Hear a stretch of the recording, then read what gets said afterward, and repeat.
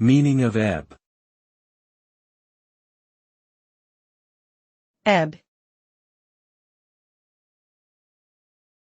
Ebb. Ebb. Ebb. The word ebb generally refers to the gradual or slow decline of something, like a tide or a feeling. Specifically, it can signify the receding of water from a shoreline or the fading away of a particular emotion or sentiment.